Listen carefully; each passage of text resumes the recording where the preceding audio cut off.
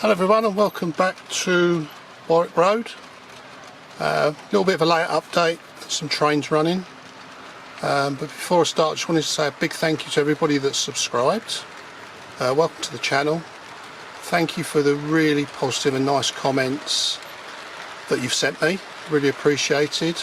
And especially thank you to Alan at Dragon Junction 2. Thank you very much for your shout out. And also South Line, Southern Line, again, very kind of you to make a note of my layout when you're doing your videos. So what I'm going to show you today, as well as the trains running, is some new additions to the layout. Scenic mainly, you can see first time seen on the channel is the HST, GWR HST, which runs as a 9-car formation. Colas 66848 with some J&A ballast wagons, and then just a class 50 with some 5 Mark 1s, a little bit of a heritage train tour, and a class 350 London Midland, which has decided it doesn't want to work today. So without further ado, I will show you what I've been up to. So the main thing I've been up to the last few weeks is this scale cast retaining walls. So they're now in place and I'm really pleased with how they've turned out, with the iron girder spans as well. I'm really happy. Just weathering, it's not my strongest point, so I've just got to keep. At one point they were too dark, and then they were too light, so I want to do it with rain streaks that you get with these things. So yeah, that's still work in progress. So I've got another girder span there, to take account for an extra sort of bit of the side of the retaining wall to match up with how the road goes in, so you can see the 50 disappears into that tunnel. So it's still work in progress. A lot of weathering to do on this, or not. Probably a bit more research to see whether it's any darker than this. Maybe it's darker in patches around by the tunnel wall where water drips down from the upper level. So but yeah, again, really happy with that. Much better, much better than it was before. There's now tones and kinds of different colours in there, greys, bit of white. I want to do some white with like mould, green with mildew. Yeah, really pleased with that. Right, in addition there is what's called a smart crossblade, I believe. So got that off of eBay, just something really different. So with the Larry crazy paved drive, just figured that would look good there.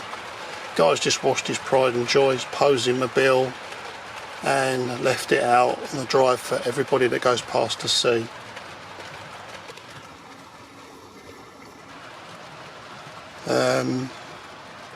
Addition there, bus, managed to get that open and put some people in there. That red Jaguar as well is another new addition.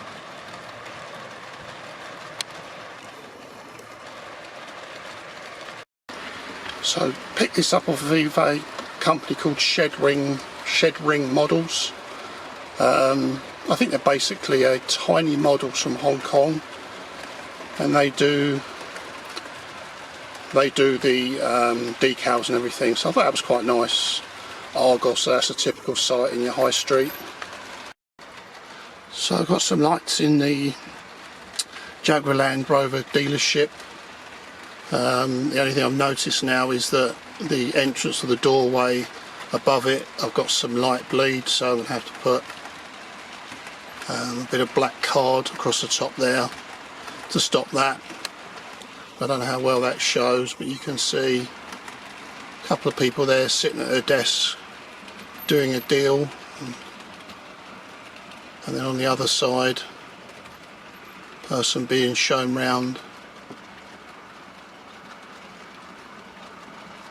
the car. On the forecourt I've added a couple more people, so you've got a couple there looking to buy a car, or a Range Rover. Next door, it doesn't really show up that well, but the garage is lit, and the scale cast, I fitted it around by the garage and by the bridge, but there's a lot of work still to do on that to tie it in with the main. You can see there's a drop of about 1 centimetre, which I've got to work out to sort that out. But again, it's not, none of this is fixed down because I've got to do behind in the corner, so I take these out, the little modules, and then when that's all done at the back I'll actually fix them all down into one unit, sort of, so to speak. Once all the lighting and the weathering's done, I can set them in place.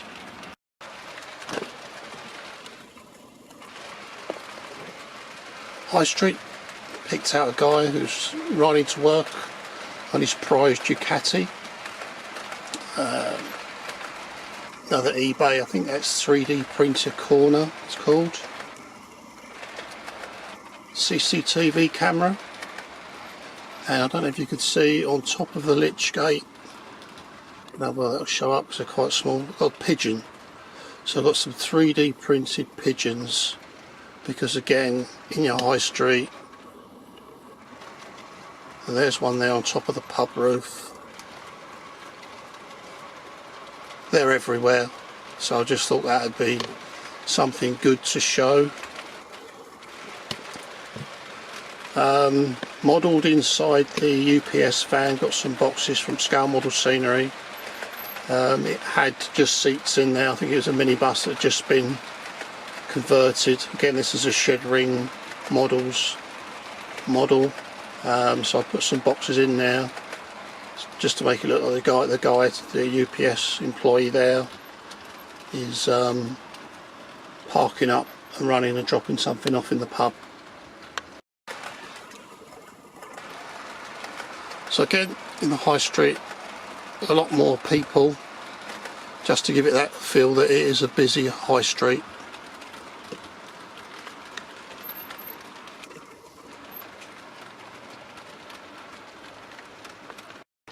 So another scene I've got is Goodwood Scenic did the little ramps for cars. So I've got a little A-class there, up on its ramps. You can't see it, but there is a guy underneath the car repairing it, and I knocked up a little toolbox for him. That door open on that Oxford die-cast Transit Connect is just some plastic card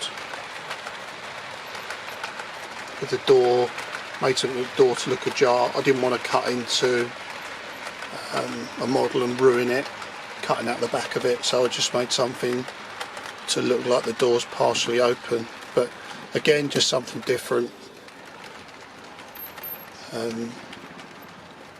Again, obviously something you would see every once in a while, someone having their car repaired on the roadside.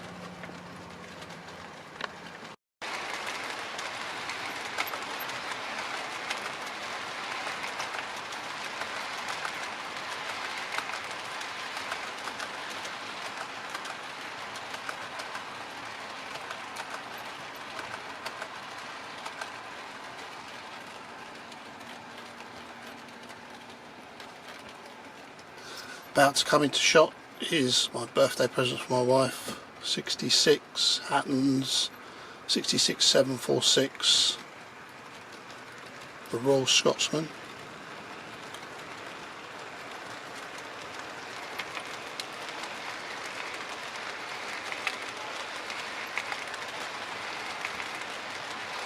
in the process at the moment of converting wagons and coaches couplings to Hunt couplings. Just find they're a lot more reliable, although I still get some derailments, and some of them where they're a little bit loose in the NEM pocket come adrift, which has just happened to the HST, and the two coaches are stuck under the far end there, under the tunnel, which I'll get them later. But yeah, I'm going to go to all Hunt couplings for my stock, especially the wagons. The Mark 1 coaches on the rail tour definitely run a lot better. Got a restaurant car that can't be used at the moment because every time the train moves, the couplings seem to stretch out and almost lift itself. So when it comes time to turn a corner on any of the corners, even on the larger radius curves, it just derails, the wheels won't turn. So there's obviously something wrong with it. But the restaurant cars, I got it, I think it cost me about 25 quid, but they're pretty, not rare, but they're scarce and go for a premium. So initially going to toss it and just get a normal coach, but I think I'll try and figure out how to fix it because it does look nice, and then I'm going to get people in there to make it look like a proper rail tour, because I've got the 50, a 52 and also the Deltic that I can use to show, to mimic a rail tour. Still toying with the idea of having a steam locomotive on here. Probably my favourite steam locomotive is the Britannia. I've seen a couple. I went to a model railway show yesterday, first time in 2 years, which was really nice. But they're the early Hornby ones that don't look as nice and as detailed, so when the time comes I might get one, but it'd be the latest version. I think it's called a 7MT, I'm not 100% sure. But the Britannia of Oliver Cromwell, that type of locomotive is my favourite of the steam locomotives. But there's no rush for that yet. I've got 40 of locos, so I've got enough to run around with what I want to do. I think this 350 here, I tried to get them to run as a double head with another London Midland I've got, and I couldn't get it to work off a Gauge Master Prodigy, and I think I may have to just reset the power cars back to number 3 and redo it again, and they'll start working, because the lights and everything work, there's just no power. So probably something I'd done wrong trying to get it to double head.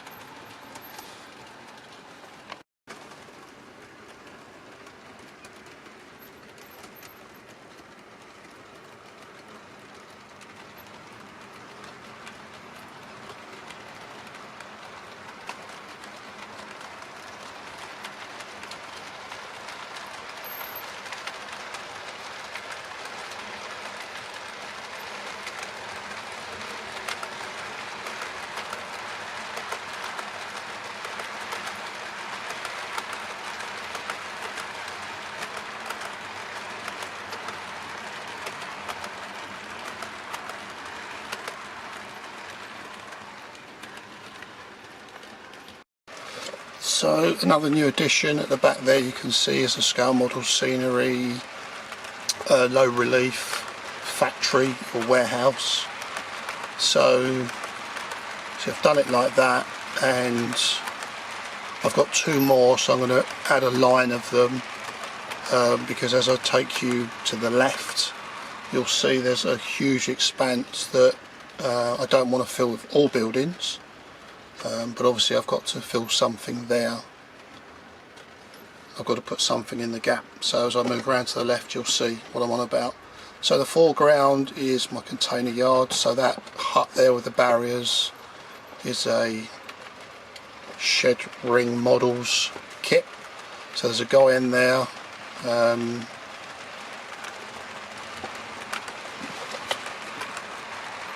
inside the unit.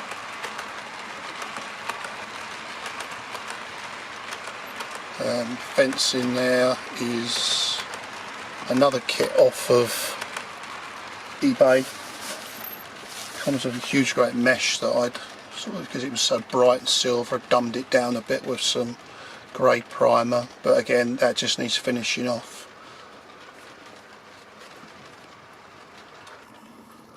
Unfortunately the last 2 weeks it had been so hot up here I couldn't do anything at all up here, and part of the track had warped, so when I came up here to run trains I was getting derailments on one corner, so I've had to put a little bit of like an expansion joint in there to try and guard against that happening in the future. You never know, we might get the heat back at some point. So this is just the container terminal, the start of it. I've done the basic card at the moment, but really not happy with it, so I think it's all going to come up. And because I've used plaster for the retaining walls, I think what I'm going to do is lay out small areas and just pour some plaster in there and let it level off and set. I did a test piece and it came out really well, and then if I just get like a very fine comb and just as it's setting go over it so as it's got the lines in it you normally get when you get a concrete base with floor, but the card doesn't work. So you can see at the back there that's all nothing there. So I've got the, as I've shown you, the warehouse, but I don't want to put warehousing all the way down there. It's a busy town on the outskirts of London, but I'm not sure what to do here yet.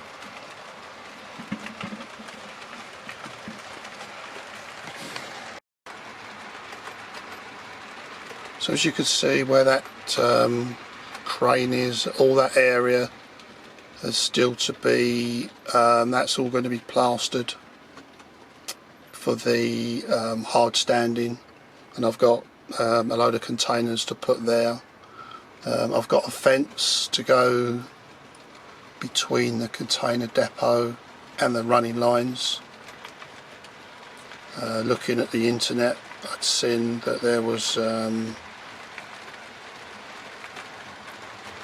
that was how it should be, so that's what I'm going to do. Not a brick wall, I think the fence will look better.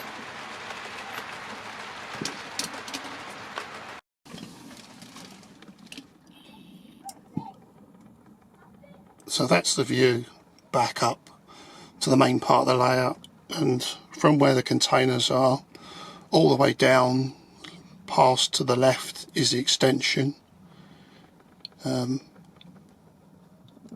This has been quite a problem for a number of reasons. One, it was never intended to be an extension, but as years have gone on and we've cleared out the loft of all the junk we've got, and some are still left, it became obvious that I could extend the layout.